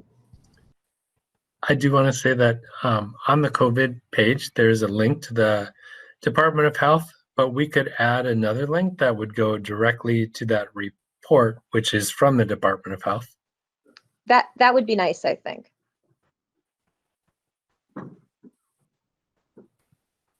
Excellent. Thank you. Dr. Soderlund? Yeah, thank you to everybody. This has been very difficult, this whole situation, and families are being they're very unsettled about what's happening. I would like to just say more information keeps coming out, and it appears the indications are that this COVID has caught fire and it's really spreading, and it is a very serious illness. And it doesn't necessarily, sometimes you hear, oh, it only affects old people, but that's not completely true either. I mean, this is a serious disease. With respect to mental health, that's my number one concern right now when we go to distance learning. I'm very concerned about the children and the mental health, and I know they're resilient, and that's something that we really want to see children develop. But this mental health component is very serious to me, and I think that we just need to be mindful of that. We're trying to juggle several things here, but I think ultimately keeping people healthy and mentally healthy is our goal. From talking to people, I think the biggest issue is, do we have any hope? Are we shutting down? And we saw this last spring that we shut down for 2 weeks to flatten the curve, and then it turned into, went till the end of the school year and we couldn't have graduation. I think, when we say we're closing till January 4th, I think a lot of people are hearing, June 4th, because we don't know. But I think there's hope, and with this very serious illness, this is very serious. But another drug company came out today and they have a vaccine, and the good news is it's easier. It has a better shelf life and stability, and it's more effective than the Pfizer product. I'm looking at that and I'm saying, boy, that gives me some hope. And the good news is they're talking about dispensing 2 million doses by the end of the year. So I want the children and the parents to know we're doing everything we can. We're monitoring this. It's very serious. We don't want to be flippant, but there is hope here. And as the time goes on, behind the scenes, we're having a lot of discussions of what can we do to help out and maybe bring some kids in, or whatever the plan looks like to help to reopen. And at the end of the day, we're working on that. and I believe there's hope, and I think we're going to get around this. But just hang in there. I wish we could say, oh, we got some wonderful plan that we can bring some kids back right now, but I think it really is a dangerous situation. So anyway, thank you, and that's all I have. Thank you, Dr. Soderlund. Tim? You know, Ben, I don't have a whole lot to say other than, you know, what Superintendent Gronseth said, which is it's not just the school board making difficult decisions. It's administrators and himself and us and teachers themselves. And so, yep, I think it has to do with making sure that everybody stays healthy, including the teachers and those that are taking on the brunt of what decisions we have to do, along with you.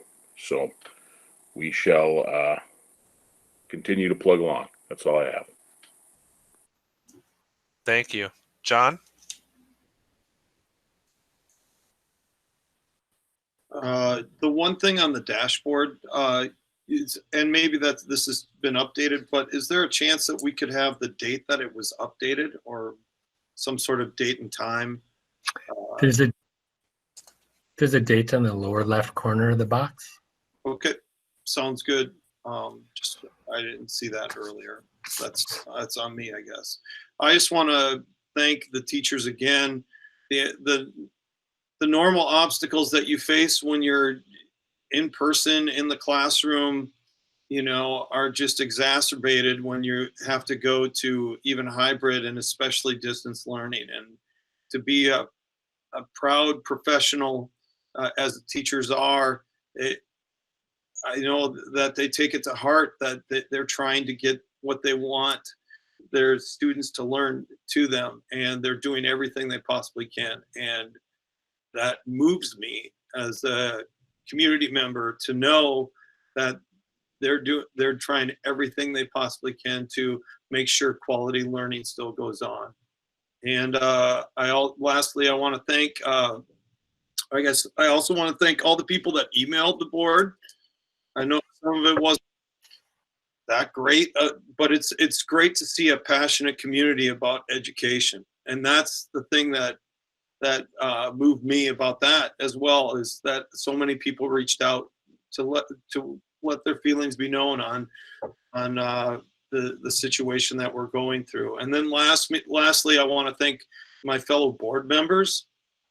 We all have different perspectives on this situation, but the level of respect that we have for each other's right to have their opinions, I think, is inspiring on a governmental level.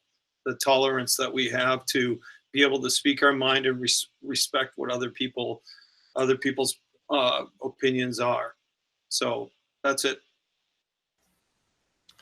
Thank you so much. I can't say anything different or better than any of you. So thanks, everyone. Upcoming meetings of the school board. Study session coming up on Monday, December 7th at 6:30 p.m. And then policy review committee meeting Tuesday, December 8th at 8 a.m. And our regularly scheduled board meeting is December 21st. And of course, to look at data, if we need to call a special meeting, I think that we all know that we haven't hesitated to do that. So, but I think our next meeting will likely be December 7th. Everybody have a very happy Thanksgiving, a safe Thanksgiving. Our numbers right now, as I'm looking at the unofficial numbers, 105 today.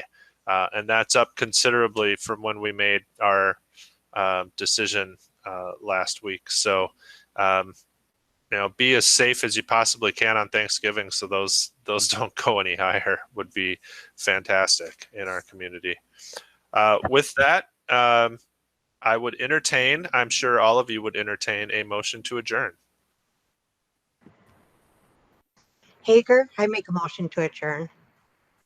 Dixon, second. Excellent. We have a motion and a second. Vicky? Aye. Hager. Drew? Dixon, aye. Tracy?